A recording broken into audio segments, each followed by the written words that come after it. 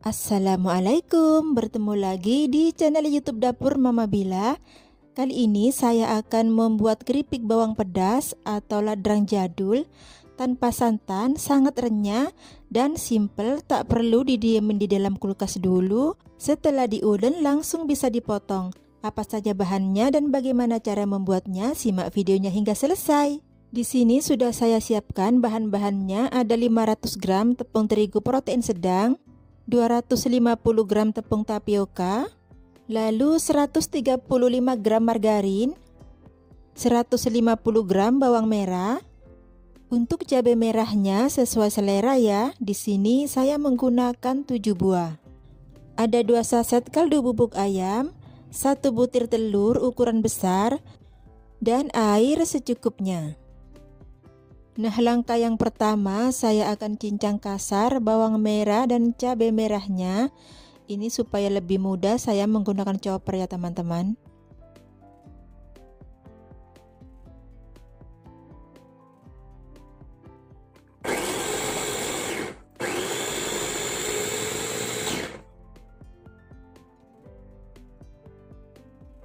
Jangan terlalu halus, ini masih kasar ya. Kita sisihkan dulu. Kemudian kita campur bahan-bahannya, tepung terigu, juga tepung tapioka atau tepung kanji, lalu kaldu bubuk ayam. Di sini saya gunakan 1,5 bungkus saja ya.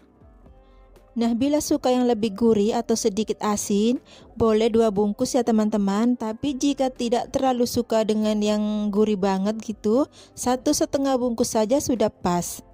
Kita aduk dulu sampai kaldu bubuknya itu kecampur dengan merata ya.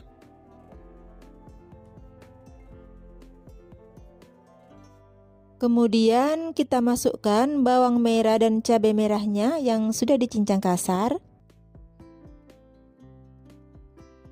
Masukkan telur. Kita aduk kembali biar supaya cabenya itu tidak menggumpal ya teman-teman.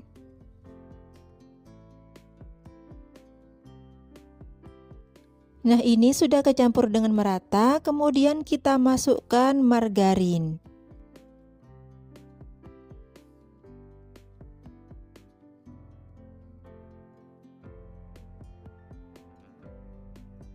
Lanjut kita uleni menggunakan tangan.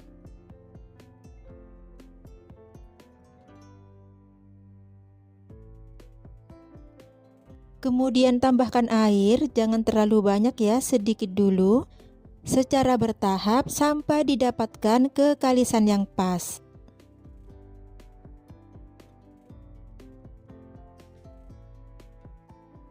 Ini adonannya masih buyar ya, jadi kita tambahkan lagi dengan sedikit air.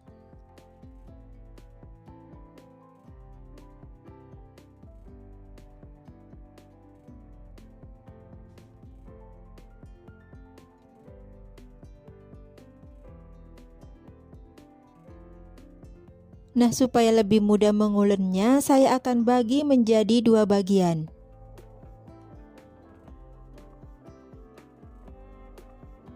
Ini kelihatannya masih ambyar, tapi jangan ditambah air ya teman-teman. Kita uleni saja dulu. Bila sudah bisa dikepal-kepal seperti ini, berarti ini sudah cukup ya. Jangan ditambah air lagi supaya tidak kelembean.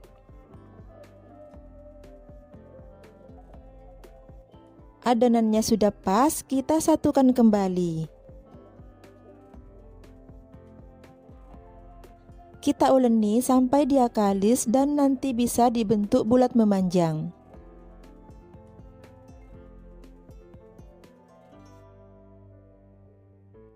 Nah, untuk airnya ini masih sisa banyak. Dari 150 ml ini masih sisa 80 ml ya.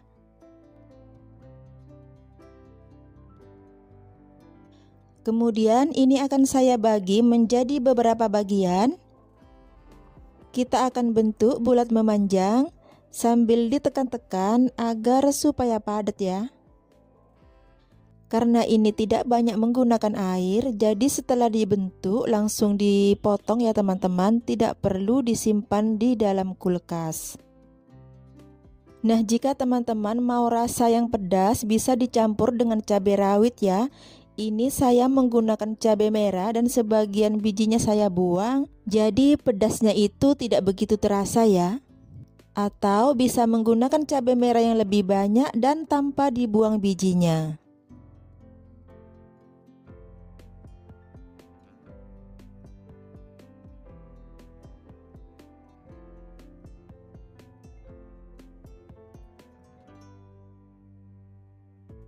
Lanjut kita potong. Jangan terlalu tipis banget seperti keripik pisang karena ini sedikit tebal pun itu tetap renyah ya teman-teman. Jika mau hasilnya yang renyah banget, bisa menggunakan margarin sebanyak 150 gram, tapi motongnya harus agak tebal ya. Dan hasilnya itu jadi lebih sedikit ya teman-teman.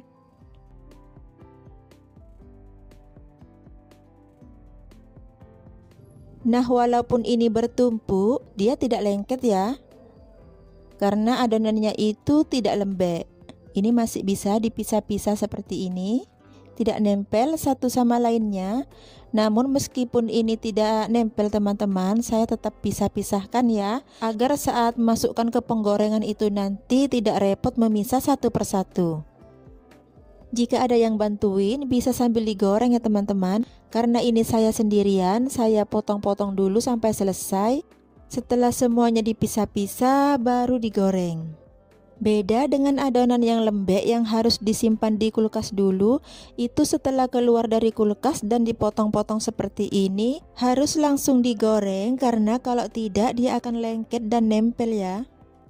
Ini saya alasi dengan plastik agar nanti bisa ditumpuk ya. Menggunakan plastik yang ukuran besar saya belah menjadi 2 bagian. Dan masih separuh lagi saya iris atau dipotong-potong, ini dia.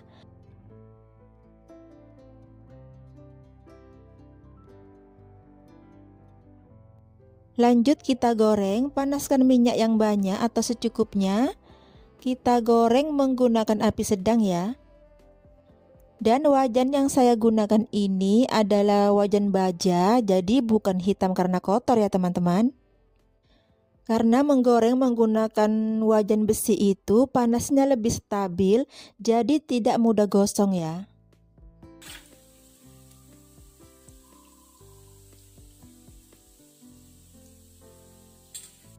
Nah, ini warnanya sudah kekuningan, langsung diangkat. Jangan menunggu sampai warnanya kecoklatan ya teman-teman. Biar rasa bawangnya tidak pahit dan warna cabenya itu masih merah bagus ya.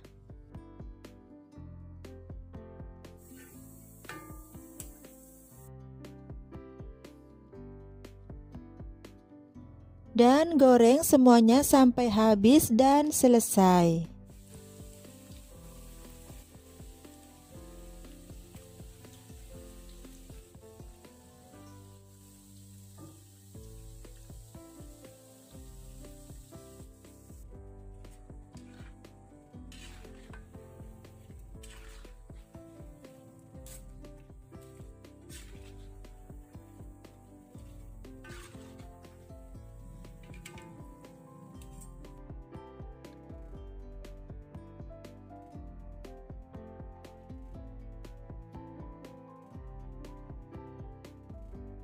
Nah, ini sudah saya goreng semuanya, hasilnya cukup banyak.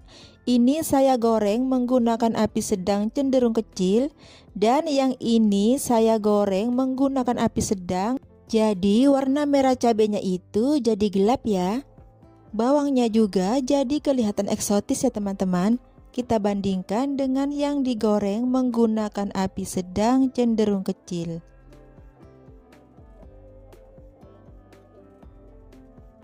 Sekarang kita lihat bagaimana kerenyahannya. Ini sangat renyah sekali, walaupun saya potong agak tebal.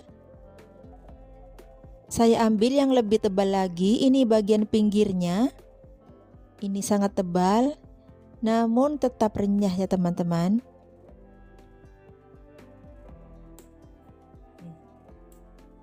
Selamat mencoba, semoga bermanfaat ya. Dan terima kasih telah menonton video ini sampai selesai. Wassalamualaikum.